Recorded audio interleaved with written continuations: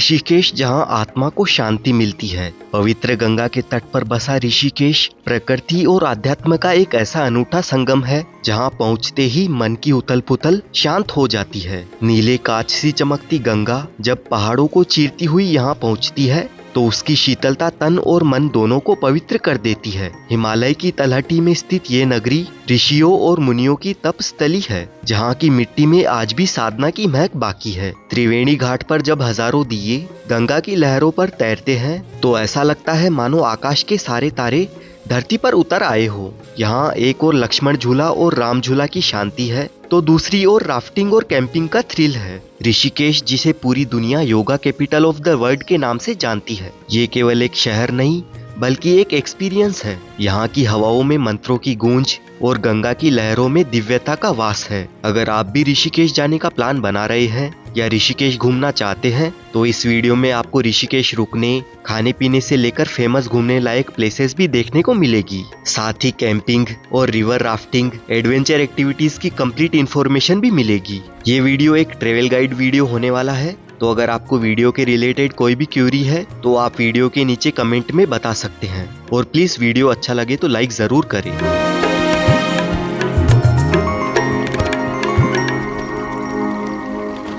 ऋषिकेश पहुंचने के लिए सबसे पहले हम हरिद्वार आए थे एंड हरिद्वार घूमने के बाद यहीं से आपको ऋषिकेश जाने के लिए बस या शेयरिंग टेम्पो मिल जाएंगे, जिनमें आप 50 रुपए देकर ऋषिकेश पहुंच सकते हैं। हरिद्वार से ऋषिकेश 26 किलोमीटर के डिस्टेंस पर है और आप ट्रेन से भी डायरेक्ट ऋषिकेश पहुंच सकते हैं। ऋषिकेश पहुंचते ही जो सबसे पहली चीज आपका दिल जीत लेगी वो है यहाँ की ताजी हवा। यहाँ पर पहुंचने के बाद ऋषिकेश में स्टे करने के लिए हमें बहुत सारे होटल मिल जाते हैं, जिनमें बेस्ट होटल रूम के चार्जेस 1000 रुपए से स्टार्ट होकर 2000-2500 तक है। बाकी ऋषिकेश ज्यादातर कैंपिंग के लिए फेमस है और हमने भी यहाँ पर एक कैंप साइट पर स्टे किया था। ऋषिकेश में आपको सबसे पहले तपोवन आ जाना है। यहाँ से आपको ले लेनी है स्कूटी रेंट पर, जो आपको मिल जाएगी अराउंड 500 से 700 रुपए के बीच में पर डे के लिए, और आपको 2 डेज के लिए ले लेनी है। अब तपोवन से हम सीधे आ गए हैं शिवपुरी, जहाँ पर हमारी कैंप साइट है और यहीं पर शिवपुरी में राफ्टिंग, बंजी जंपिंग होती है एंड यहाँ पर एक शानदार प्लेस भी है जिसे गोवा बीच कहा जाता है। ये है हमारी कैंप साइट। ये प्रॉपर्टी काफी ज्यादा बड़ी है और सबसे अमेजिंग बात तो इसकी ये है कि ये रिवर साइड प्रॉपर्टी है।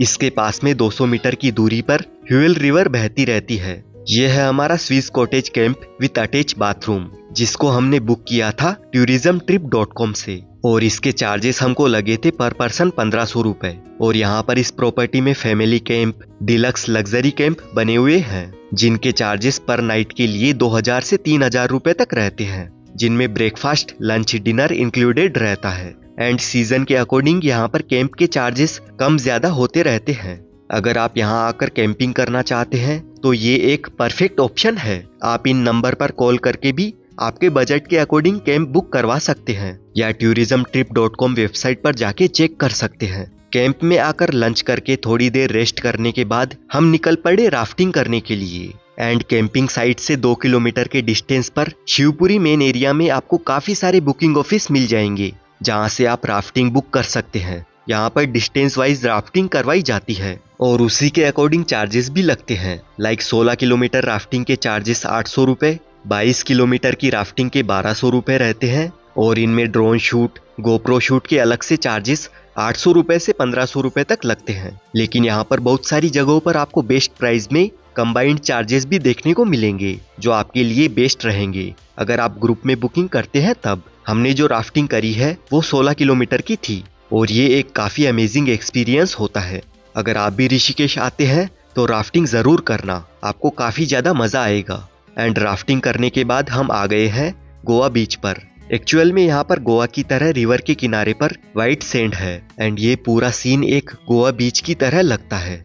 यहाँ पर काफी लोग पिकनिक मनाने आते हैं, लेकिन इस प्लेस का रियल नेम शिवपुरी बीच है। गोवा बीच की तरह यहाँ की वाइब भी है, इसीलिए लोग इसे गोवा बीच बोलते हैं। लेकिन आखिर में ये गंगा नदी का किनारा ही है।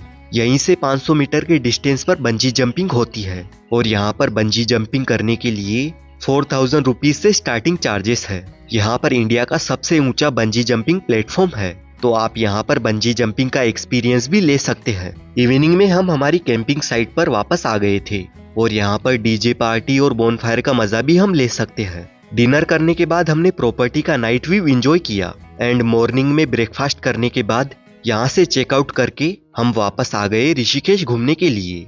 ऋषिकेश में वैसे तो बहुत सारे मंदिर और आश्रम बने हुए हैं, लेकिन जो सबसे ज्यादा फेमस है उन प्लेसेस पर हम जाएंगे। यहाँ पर आप जब आओगे तो सबसे पहले आपको ये जानकी सेतु देखने को मिलेगा। यहाँ से राम झूला 900 मीटर की दूरी पर है जहाँ पर हम जाने वाले हैं, और लक्ष्मण झूला 3 किलोमीटर की दूरी पर है। 274 मीटर लंबा ये सेतु पैदल चलने और टू व्हीलर के लिए इम्पोर्टेंट रास्ता है जो अपनी रंग बिरंगी नाइट लाइट के लिए फेमस है। यहाँ पर आप आराम से इस पार से उस पार चलकर जा सकते हैं। जानकी सेतु को पार करके चलते चलते बीच में आपको ये परमार्थ निकेतन आश्रम और इसके सामने होने वाली भव्य गंगा आरती का घाट देखने को मिलेगा। यहाँ पर हर शाम को भव्य तरीके से गंगा आरती होती है और इस शिव जी की प्रतिमा को देखकर मन को शांति और एक पॉजिटिव एनर्जी मिलती है। यहाँ से 2 मिनट के वॉकिंग डिस्टेंस पर ऋषिकेश का शॉपिंग मार्केट बना हुआ है जहाँ से आप ज्वेलरी, हैंडीक्राफ्ट आइटम्स, जेम्स, कपड़े, डेकोरेटिव आइटम्स खरीद सकते हैं। और यहीं पर पास में ये गीता भवन आश्रम बना हुआ है।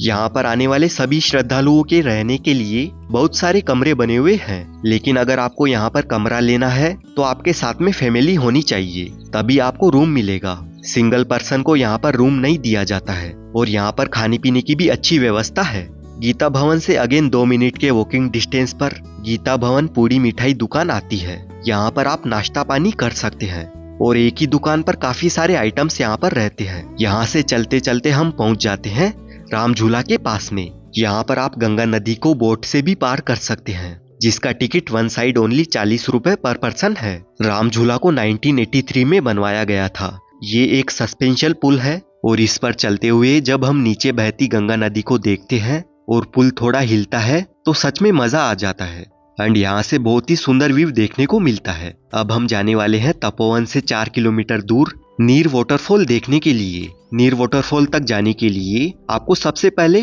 फॉरेस्ट डिपार्टमेंट से 30 रुपए की एंट्री टिकट लेनी होती है और वाटरफॉल के मेन एरिया तक जाने के लिए आपको 1.5 किलोमीटर की ट्रेकिंग भी करनी होती है। अगर आप बाइक स्कूटी से आते हैं तो आप बिना ट्रेकिंग किए पार्किंग तक डायरेक्ट आ सकते हैं।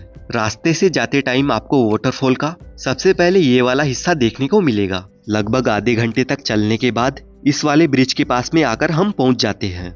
यहाँ पर आप वाटरफॉल के पानी में रिलैक्स होकर नहा सकते हैं एंड नीर वाटरफॉल स्टेप बाय स्टेप बहुत सारी जगहों पर गिरता रहता है। नीर वाटरफॉल देखने के बाद अब हम आ गए हैं बीटल आश्रम को देखने के लिए, जिसे 84 कुटिया आश्रम भी कहा जाता है। ये आश्रम राजाजी नेशनल पार्क में बना हुआ है और यहाँ पर फॉरेस्ट डिपार्टमेंट से 200 रुपए की एंट्री टिकट लेनी होती है। 1968 में ब्रिटेन से इस जगह पर बीटल्स बैंड ग्रुप आया था और वो ग्रुप इसी जगह पर रहता था और यहीं पर वो लोग मेडिटेशन करते थे एंड यहीं पर रहते हुए उन्होंने वो सारे म्यूजिक बनाए थे जो कि वर्ल्ड फेमस हो गए थे। बाद में इस जगह की लीज खत्म होने के बाद ये जगह वापस फॉरेस्ट डिपार्टमेंट के पास में चली गई और अब ये जगह पूरी तरह से खंडर हो चुकी है। जब मशहूर बीटल्स बैंड यहाँ पर आया था तब ये जगह ग्लोबल मैप पर दिखने लगी थी। यहाँ की दीवारों पर बनी ग्रेफिटी और वो पुराना एहसास आपको एक अलग ही जमाने में ले जाएगा।